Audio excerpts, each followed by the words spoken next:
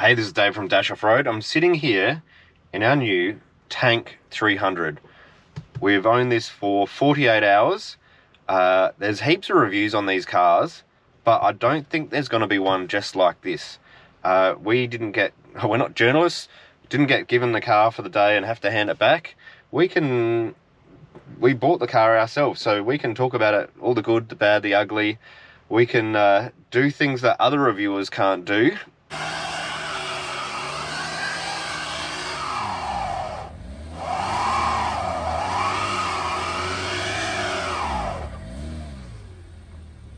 And we can take it off-road and not do an off-road test where, we might find some dirt and go over a mogul.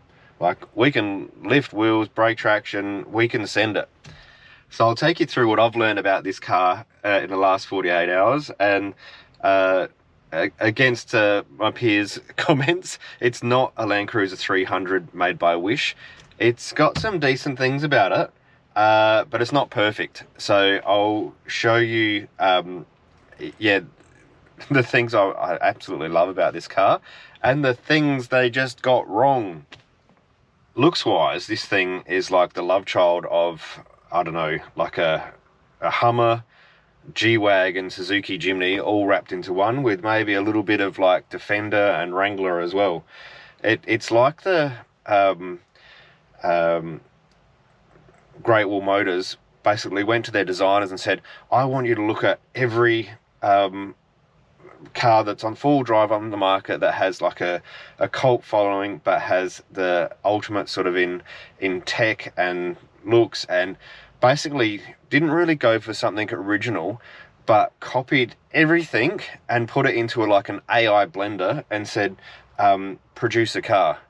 That's about the best way I can summarize both the looks and the features, because there is an enormous amount of tech in this car. And it's like, you can see, they've gone and stolen the tank turn from Land Cruisers. They've gone and stole the looks from all sorts of things. But the amount of features in this car it's overwhelming. I think they've pretty much nailed the interior, to be honest. The feel of the leathers and everything is the plastics all feels really good. You wouldn't dare bring a new car onto the scene without a LCD display or stereo. This has got two 12.3 inches, and I like it, but it is overwhelming. The amount of buttons that you've got on here for ambient lighting. Here we go. You can change what lighting you want in the car for all the accents, and that's infinite. The other tech that's in here, like there's menus upon menus. You can customize the menus. Like I just found the other day, this off-roading button. Like if that does what I think it does and like turns the cooling fans on for full driving, that is something that every car needs. Feature-wise, I'm going to miss a heap of these, but like heated seats, air-cooled seats, driver's seat is a massage seat, so you can set a program where the lumbar support goes up and down, in and out, and tries to give you a massage as you're going along. I've turned it off, it's a bit distracting, to be honest. What else? It's a decent stereo. It drives like a normal car. Live axle rear, twin diff locks, so front and rear diff locks, 8-speed auto. I got the petrol one. There is a hybrid coming out, which I was intrigued at because it on paper had more power, but I think it would be harder to tune. And this car, as I said, we own it. We plan on putting a series together, and we're going to punch as much power out of it as we can. I think the petrol non-hybrid would be easier to do that for. We'll put big tyres, wheels, lift, bar work, you name it. Everything's going to go on it, and then we're going to go and test this, both stock as a rock, off-road, that's actually this weekend, and then as we put mods on, we'll go and test it and see what they do and essentially see what breaks. Because like my first feel of this 48-hour sort of ownership of the car is this is bloody amazing. If it's got the backup and support from the manufacturer or aftermarket mods, we're in. So we're going to go and have a look at what breaks on these cars too. Can't talk to you about that on this video. This is more of the 48-hour ownership, first thoughts of the car. things I've got right is you put your phone here. It fits a Max Pro iPhone and wireless charging. Plus you've got your USB-A, USB-C, 12-volt socket. There's power everywhere. Clever sort of little storage areas. You can move this forwards and backwards. Pretty deep spot there. It's got connected to the air conditioner. I don't mind that. This is kind of...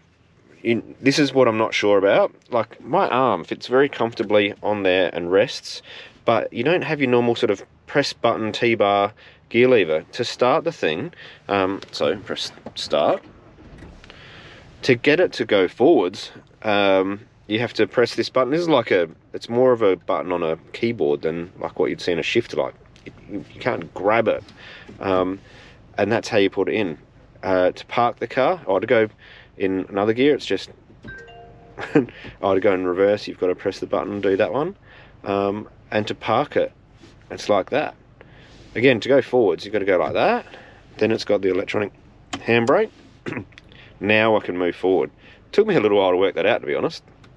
The screens and cameras, this is one of the big features. So I'll put it in reverse because that's what makes it come up nice and easy. See, I'm already playing around. All right, look at these cameras. This is impressive. So it's a very clear all-around camera. There's no lines anywhere. It's stitching it all the image together. And look at this. If I want to see what's behind me, I can just spin the car around and see what's going on. Or I can click over here at the various camera views. Like, that is so cool. I think this one is for full driving. So it's showing like under the car what your wheels are going to do. We'll test that more on the weekend. But I am super impressed by the camera. Even when I put the indicators on. Hang on. What am I doing? Indicator. It puts the indicators on the car. And if I go to the rear camera, have a look at this. Go to left. Right. That's super cool that they've gone to the effort to do that. I'm impressed. And I think when I'm in drive mode, so I just put in drive, now it gives me like an angle. So if I was going to park up against the curb, I can see it just twists the camera for me. I think that is super cool. There's a heap of buttons here. I'm going to leave some of them for the full drive test because it's got various different modes which don't work unless you're in full drive. 2 high, 4 low. We know 2 high is just rear-wheel drive because you can press the button, turn the traction off, and it just spins the back wheels. It's got all sorts of other buttons. This is for your camera, so I can press that, and it goes to the camera view that I had before. Oh, who knows what this one does. There's still buttons I've got to work out here. And then rear diff lock.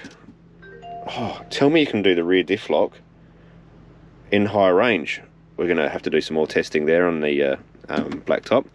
Front locker, it's got the tank turn, downhill descent, and then these are your different, well, I think your different modes.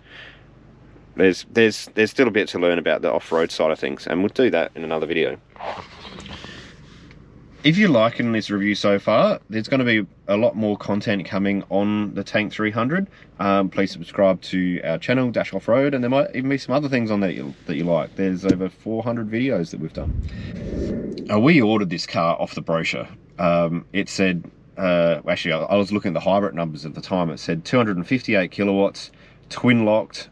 Like, that's all I needed. I was sold. Anything that came on top of that was a bonus. So we ordered it off the brochure. Great Wall have taken, I don't know what they're doing with the hybrid one, who knows when it's really coming out, so we decided to take the petrol one for the reasons I said earlier, and I'm happy. Like, it's got heaps of power already. We are going to give it some tweaks a bit later on, but I wouldn't hold back based on wanting more power because it's got heaps. Happy with that. When I told my friends and colleagues that we're buying a tank, they're like, a what? This thing made in China that no one knows about? And everyone thought I was mad, right up until the point where they got the car and I explained to them about the stats, and I think this is going to be one of these insane off-roaders. It's 2.1 ton, it's got a heap of power, twin locked. for a laugh, we fitted 35-inch tyres on it the other day, and they pretty much fit. They just touch the front a little bit. So I've ended up ordering like a 295, which is a 34.3-inch tyre, and then we'll get some insane traction out of this car. I'll tell you one of the things I don't like about it though, is this rear door. Like when you shut it, like it's not properly shut. So like, I think it must just be the weight of this tyre on there, it's too much. So yeah, having maybe a rear bar with a tyre carrier separate to it, I think would be a good idea. But other than that, space is good, but not amazing. So, you know, I'm going away this weekend. I want to take, a few things with me, a 50-litre fridge, some water, spare battery, compressor, and there's not heaps of luggage left for, say, a family of 4. There's no cargo barrier, there's no shelf here. So I'm going to be filling that up with all the bags, you know, to the sky. In saying that, so if we go around, say you were, you know, only had 2 people to worry about, the floor lifts up, this comes down, and it is a perfectly flat floor, and that gives you mountains of space. So if you were a family of 3, or just a couple, or a solo dude, this would be heaps of room. Family of 4, oh, it's going to be tight, I tell you. If we're going to get the bad out the way, let's just rip it off like a band-aid. Yes, it's got Apple CarPlay, because as if you wouldn't put that into a brand new car in 2023, but it's not wireless. You've got to plug it in with a cable, which is annoying. So it like makes the whole point of, you know, having wireless charging a waste of time. The seat belts, like, let me see this. There's a mass here of the seat belts, and what happens is, if say you got a passenger, it does this as you're driving along, and that drives me insane. I'm sure there's a quick workaround that I can get around that. Towing. If you were a family of 4, like you had a camper trailer or a small caravan, this has got 2.5 ton towing supposedly, but the payload of the vehicle is only 400 kilos. So if you put, like, generally when we talk about that, people in a car, if you're traveling with 4 people, I'll say that's 400 kilos, because by the time you put them in the car, their cargo, their stuff, a water bottle, it averages out to about 100 kilos per person. So if you actually put 4 decent sized people in this car, you've got nothing left for cargo or a roof rack or modifications, let alone a tow ball mass. So I actually wonder whether that's the reason Great Wall haven't put a tow bar on this car. You can see they've thought about it. They've put the trailer wiring in there. They've got holes for a tongue to be bolted in, but they haven't actually put a tow bar on it. Like, I want one just for recovering. I can't see me towing anything more than my 1-ton camper trailer with this car. But yeah, don't think you're going to tow your caravan with this. I don't think that's that sort of car. Unless aftermarket comes out with GVM upgrades and all that, which, you know, that could happen if this car takes off, but it would be 4 years away. The other things that bug me, the indicator. Yeah, it's on the right side, which is good, but it's the 2-stage indicator. So when you're just changing lanes, it's just a little tap. When you're turning a corner, it's a big tap. But then, if you haven't turned the corner yet, it's near impossible to turn this thing off. Yeah, there's a sequence, but like, the amount of times I've driven down the road doing left, right, and just trying to... How do you turn the thing off? There must be a way. I fluked it before. That way, little one, big one, little one, 2 little ones, opposite direction. Okay, I don't know what I did, but I got it to turn off. But that is frustrating. All right. The aircon is good, it's dual zone, it's got all sorts of buttons, I don't understand all of them. It's easiest to just press this auto button down here. But it's not the quietest of aircons. And it even whistles at times. I don't know, one of the vents, whichever one it is, like, you get this whistle out of it. Oh. Probably not coming up on camera, but it could be a quieter air conditioning system. When driving around, there's a few other oddities. So every time you get near a corner, it like turns the cameras on, which in the beginning, like this is cool, look at all these cameras all the time, but then it gets a bit like annoying or distracting, because it seems to just come on all the time. Every time you go like a slow speed and around the corner, so I'll do it here, this comes on. Like, what are you supposed to do? Look at the screen or look at the windscreen?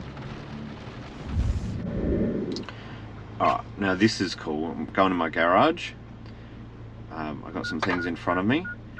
It displays the centimeters, how close I am to the object. 42 centimeters, 40, 30, stop. So that's 30 centimeters, it won't go less, but I know that there's a bit more to go.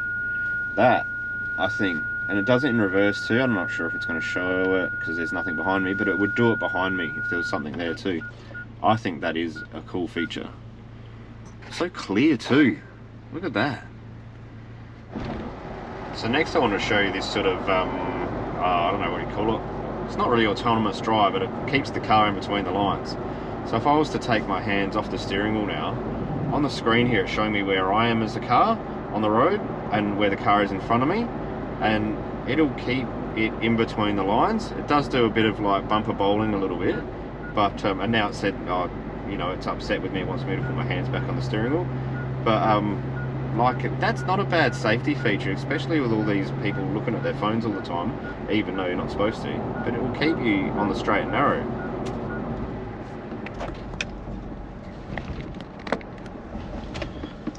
There's a whole bunch of other features which I could do an hour-length video on. The amount of buttons and things that are in this car.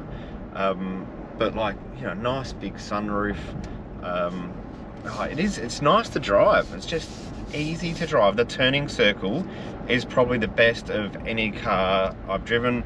I took my wife out to lunch today. We parked in a tight spot in a car park, and I turned straight into it thinking that I was going to have to do a few in and outs to get there. And yeah, we both looked at each other and went, oh my god, this turns on a dime. There is a hell of a lot going for this car. Usually I drive a top spec Y62 Patrol. This is half the price with more tech. Like, for someone that wanted to get into that mid-size four-wheel drive market, I don't think that you could beat this. I tell you, this is one of these cars that is going to blindside all the other big manufacturers, especially if Australians can get over the whole China thing. It's a really good car. This, you know, if you're unbiased, this could be like a car of the year when the journos get their hands on it. Yeah, it's brilliant. Alright, well, we own the thing now, so I'm going to put out some more content. This weekend we're going to take it to Love Day and send it up some hills. I'm very keen to see how it do on the hill climbs. I want to test out this twin lock sort of thing, whether you can do it in low range or high range, or high range. And then the mods come. So yeah, we've ordered the tyres, 295 70 18s, and rims. We're going to start looking into lift, bar work, you name it. If we can bolt it to this car to make it better off-road, that's what we're going to do. So leave it with me, and hopefully you like this and subscribed, and we'll see you next time on YouTube. Yeah.